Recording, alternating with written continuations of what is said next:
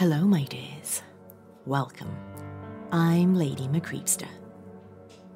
A quick reminder that my Chilling Tales for Dark Nights Round 2 Evil Idol entry is live, and there's less than a week left to vote. Click on the entry link in the episode description to help get me into the final round. Now, on with today's tale. This one is by author PF McGrail, and it's from the horror anthology 50 Shades of Purple and Other Horror Stories. Do show your support by grabbing a copy on Amazon. A direct purchase link is also in the episode description. This tale is called I Can't Be Unhaunted. Come now, my dears. Lean in closer and we'll begin.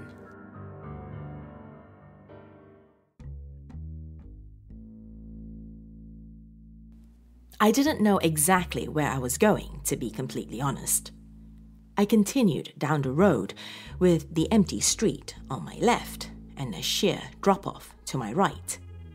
I walked in peace for several minutes. Her voice broke the silence. You know, you're being a brat. These moments always frustrated me. Most men would never know how wrong they were until they stepped foot into the dating world. At that point, they could only hope to grasp the fact that they were far too wrong to even understand how incorrect they were. As such, I didn't know what to say. Contradicting her would mean proving her right, and accepting her would mean proving her right. I walked on in silence. She slowed, pulled my arm to halt us, and turned us toward each other. Hi, I'm glad you came out here with me.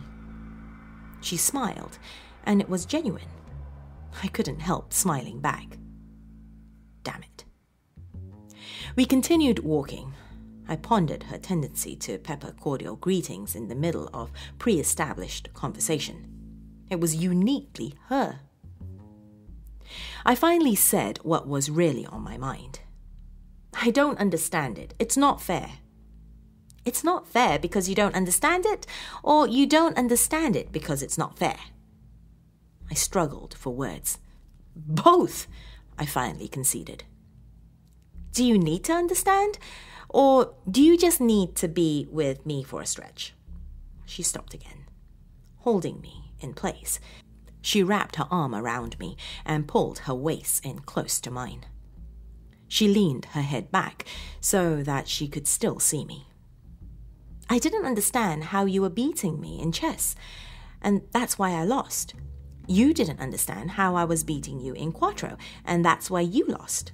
Sometimes the only way forward is accepting that we don't understand. Otherwise, nothing great can ever happen, can it?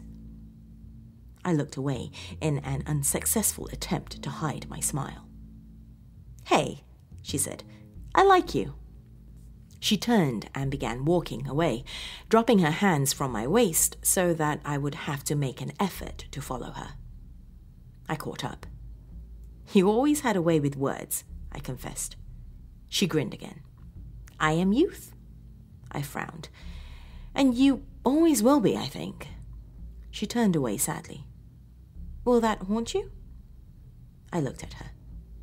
It already does. I peered down at my feet and we continued for a stretch.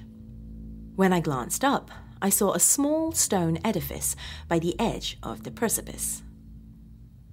Look over here on the right, I pointed out. She peered down at the thumb and index finger of both hands. Michelle, you're one of the smartest people I know. How can you not tell your left from your right? She smirked. It's a real thing. I'm still extremely smart. I went to a school that was harder to get into than Harvard. I rolled my eyes and pointed at the stone.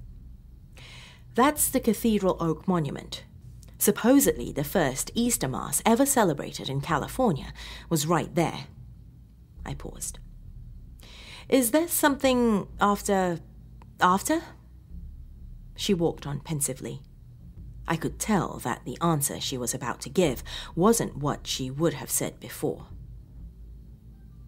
Immortality is measured in how we affect one another, she finally said. I tried to come up with a response to that.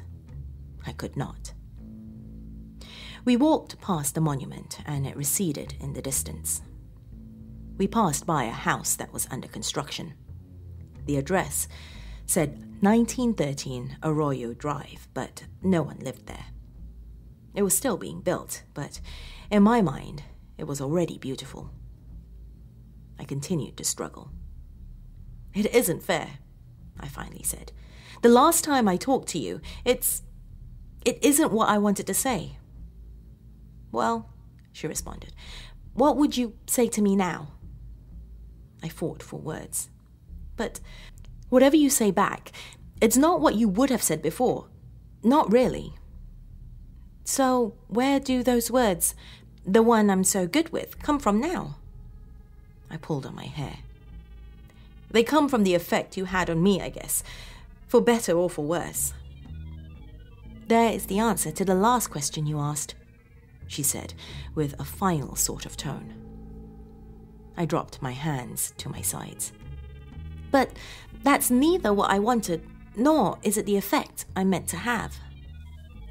She turned to me and gave me a sad sort of tight-lipped smile. Nope. I was exasperated. So what do I do now? She laughed, just slightly to herself.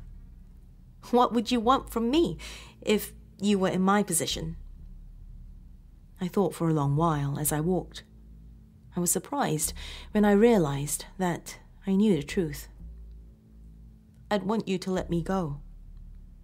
She stopped walking and, once again, she pulled my waist into hers. She was staring directly at me. And why is that? I looked back at her sadly. Because if I were you, I would want to move on. She leaned in and kissed me, gentle yet urgent, and then she was gone. I turned and continued toward home. I finished my walk alone, as I had started it.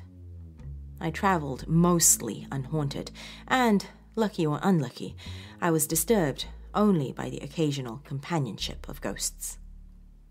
Happy birthday, Michelle.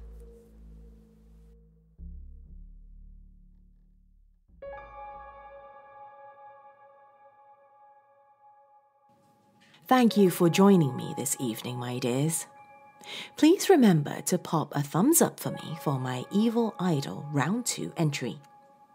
Also, if you're looking to adopt a new friend, do check out my Facebook page at facebook.com/LadyMcCreepster. I have a few creepy porcelain dolls, repainted by yours truly, looking for new places to haunt. If you feel your place needs to feel a bit more haunted, do check them out.